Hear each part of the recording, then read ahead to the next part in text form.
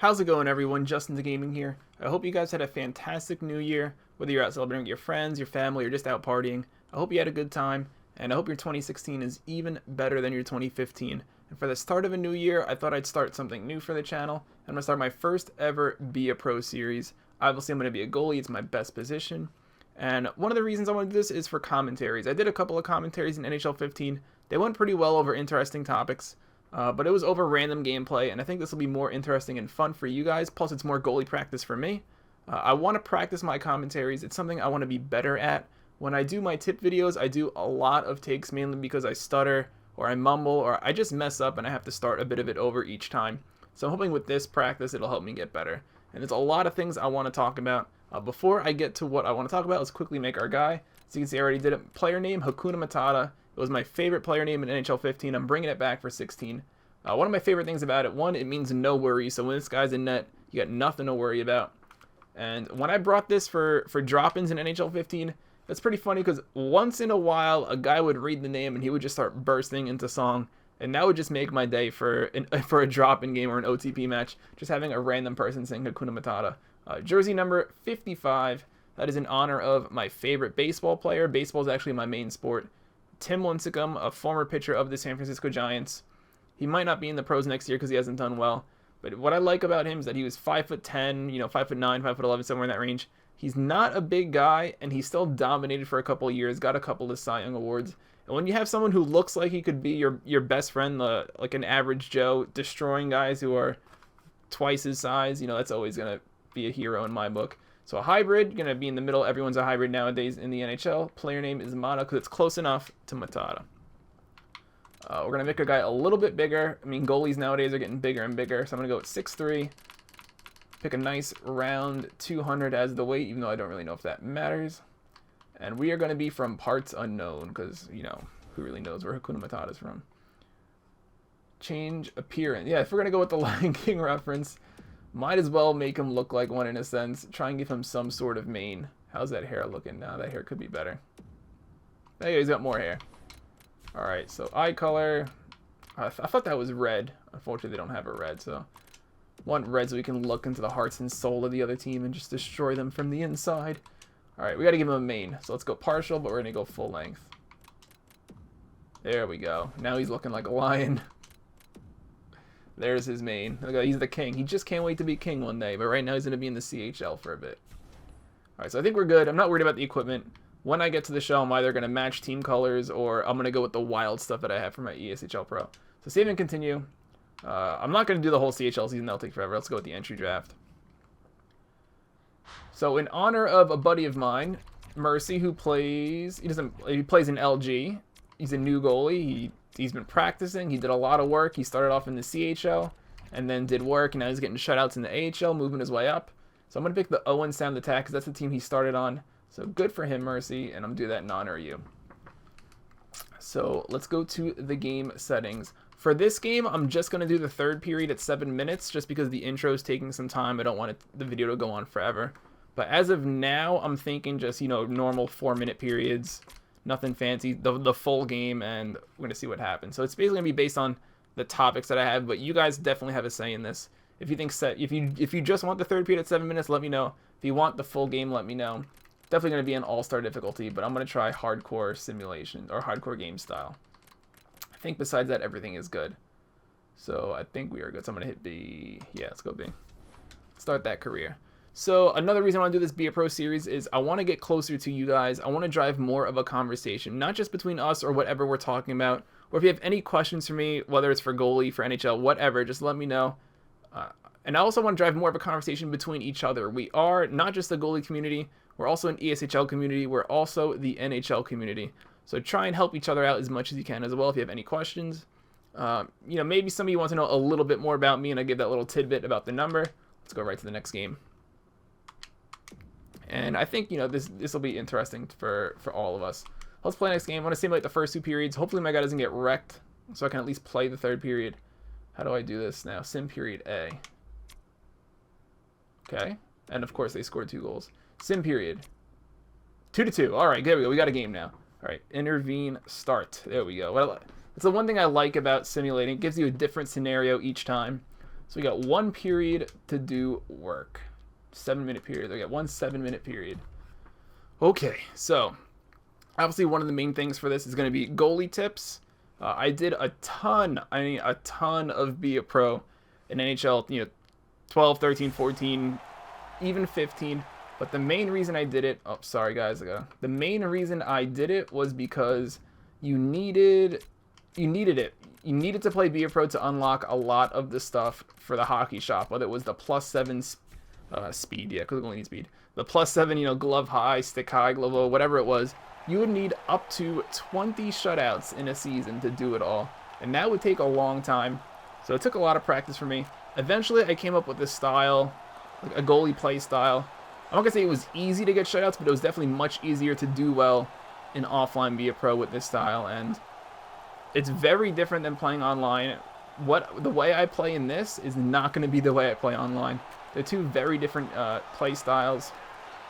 I'll get more into that later or in a couple of minutes, but the main thing is you have to, how do I say this? Oh, puck's in my end. I'm still going to try and talk. Easy save, no problem. Throw it out. Always throw it out if you can. The less face-offs you have in your zone, the better.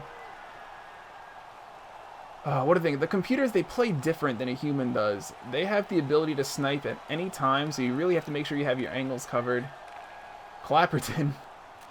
Got my short side covered. We're good. We're good. I'm not used to this camera. It's something I definitely need to practice. I'm usually on the overhead camera where I can see everything, but I don't think that's really as interesting for you guys. So I'm willing to practice this. And although I do think overhead is better, you know what? The more practice I get with this, if I do really well with it, I might bring it to my online games as well. All right, so computers, playing against computers. They are different because they shoot a lot when humans normally don't, and they don't shoot when humans normally do in certain areas of the ice. And the main thing is the wide angle shots. When the puck is out wide, if you don't protect short side, oh, there we go, it's easy. So the main thing for when it comes to those wide angle shots, if you play really deep, especially too deep as a human against the human skater, they're just going to try a slap shot against you, and it could go off your blocker and in. Where if you're up against a computer, I'm not saying you have to be super deep, but you could be slightly deeper than usual against a human, and they won't shoot it, so you won't have to worry about that. So that'll help you against crosses and all that. There we go. Another thing right there is definitely the aggressiveness.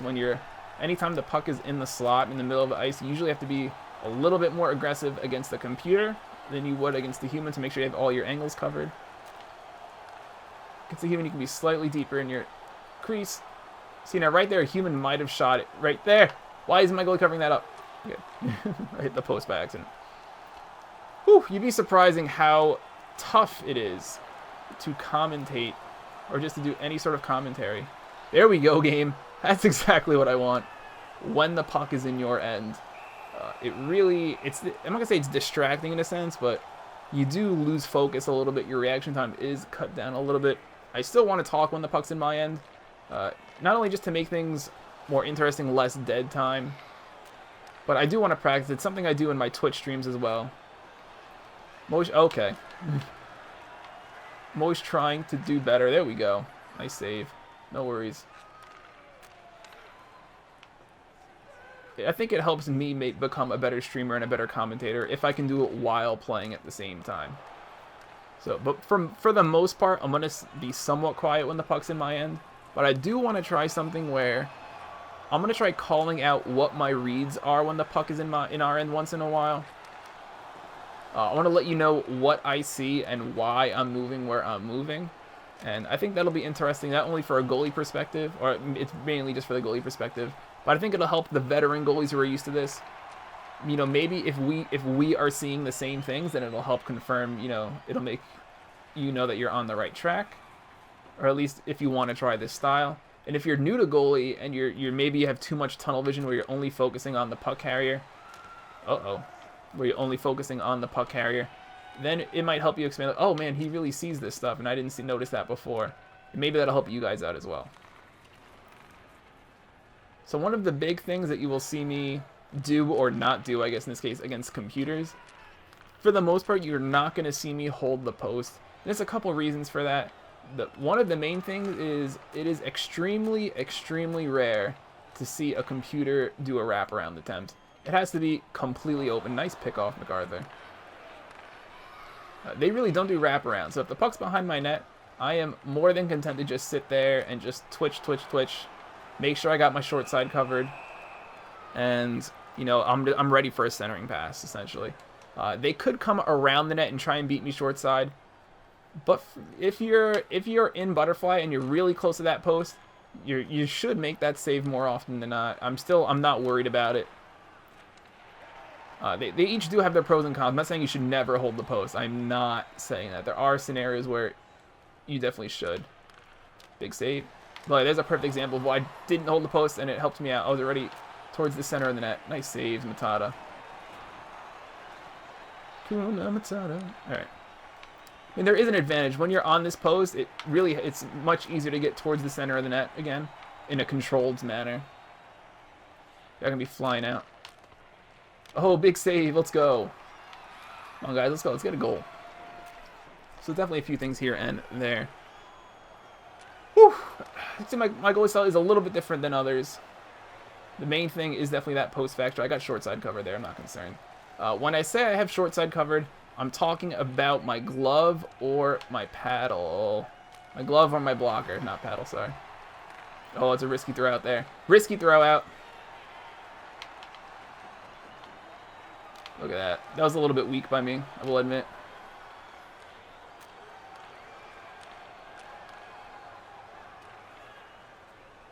Okay, we're good. Standing up. Gloves got it. Gloves got it. Uh-oh. No! Oh, huge save. Let's go.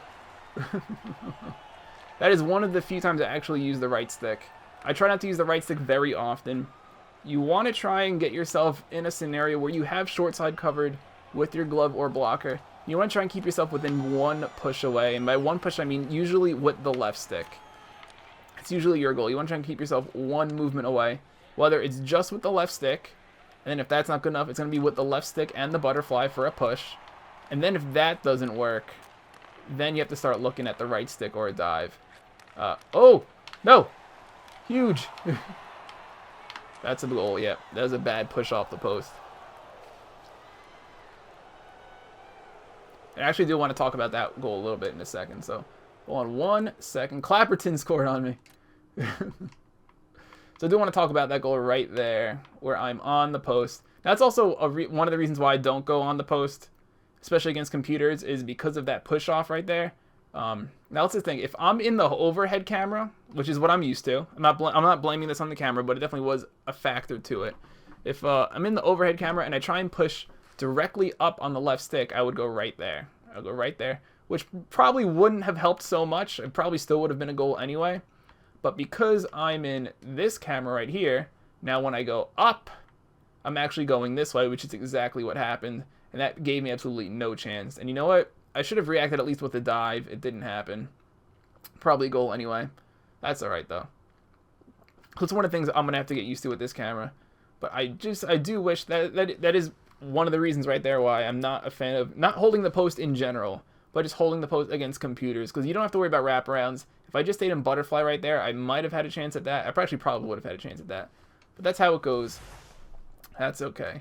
And overall, oh, those aren't really my stats in a sense. I gotta see how many shots I faced that game. So we're down 3-2, a minute and a half to go. That's okay. I'm not too concerned. So let me know what you think of this series. Well, what you think of this series. Let me know what you want from this series also too, in a sense. What topics do you want to talk about? I already have a pretty interesting topic for the next one, as this game's almost over. I don't have enough time to cover it right now. I'm doing my best, especially with the... I'm going to try and do my best with the commentaries. That is my main goal, to get better at the commentaries, to entertain you guys, and to help you guys play goalie as well. But, you know, I'm going to go right back to the goalie stuff. And I'm hoping this could be something that really works out in the future. As I said with the right stick, I'm trying not to use the right stick. I'm not going to say at all, but I'm going to try and limit it as much as I can. I got to go to the bench. The only time you really ever see me use the right stick is if I'm way out of position, like after that push off the post, or on some rebound attempts where I make the save, let's say on the right side, and the rebound goes left, and I don't have much time to get there. I'm either going to go for the dive, I'm going to go with that right stick push. Go B plus overall, 1 goal and empty netter. Oh, he misses. Come on, boys, 10 seconds. Last chance for romance. Does not look like it's going to happen. So let me know what you think in the comments below. I definitely have an interesting topic for the next one. It's going to be about competitive gaming. Not even talking about LG and all that stuff. I mean like esports in a sense for NHL. And it might be coming around the corner sooner than you think. So thanks for watching, guys. Let me see what I get that game. How many shots did I face that period? Shots. 1, 2, 3, 4, 5, 6, 7, 8, 9, 10, 11, 12, 13, 14, 15. I made 15 shots that period, or I had 15 saves that period. So that's actually really good. So this style so far still works. I'm going to keep it going in the next one.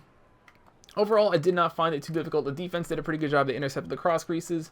And when it came to the difficult saves, I made all of them except one. So thanks for watching, guys. Let me know what you think. Let me know what you want. And I'll see you guys next time.